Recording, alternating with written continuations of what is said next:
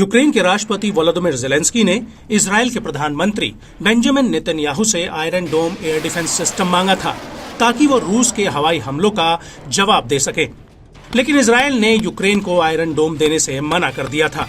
उस वक्त इजरायल ने तर्क दिया था कि अगर वो आयरन डोम यूक्रेन को देता है तो उसके ईरान के हाथों में पड़ने का खतरा था, क्योंकि रूसी सेना यूक्रेन में तबाह हुए पश्चिमी हथियारों को ईरान को रिवर्स इंजीनियरिंग के लिए दे रही थी।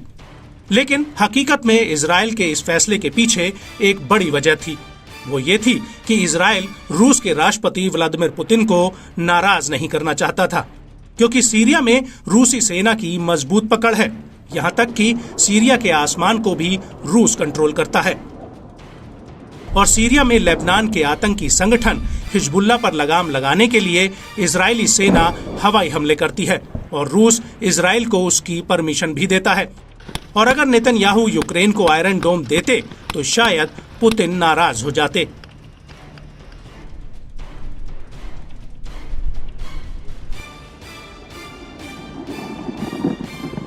लेकिन अब जब इजरायल हमास के खिलाफ गाजा में जंग लड़ रहा है तो यूक्रेन ने भी इजरायल को खुले तौर पर अपना सपोर्ट देने का ऐलान किया है।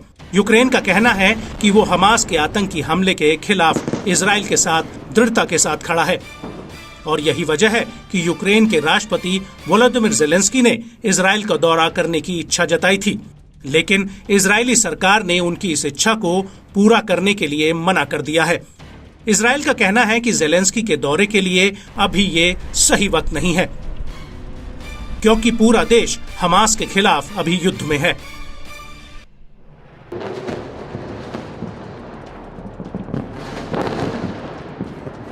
हालांकि ऐसी भी संभावना है कि ज़ेलेंस्की आने वाले दिनों में इजरायल का दौरा कर सकते हैं। आपको बता दें कि ज़ेलेंस्की अमेरिकी विदेश मंत्री एंटनी ब्लिंकन के साथ 16 अक्टूबर 2023 को तेल अवीव आना चाहते थे, लेकिन ऐसा नहीं हो पाया। हालांकि ज़ेलेंस्की ने एक टेलीग्राम पोस्ट में इजरायल के समर्थन में एक बयान जरूर दिया है। ज़ेलेंस्की ने अपने बयान में लिखा है कि जो कोई भी आतंक का इस्तेमाल करता है वो पूरी दुनिया की नजर में एक अपराधी है। जो कोई भी आतंक का वित्त पोषण करता है वो पूरी दुनिया की नजर में अपराधी है।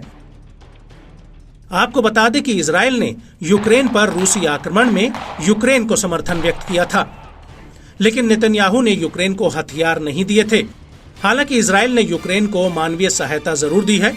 इजरायल ने यूक्रेन को फील्ड अस्पताल बनाने और यूक्रेनी सैनिकों के इलाज की खातिर $2.25 करोड़ की मानवीय सहायता दी थी।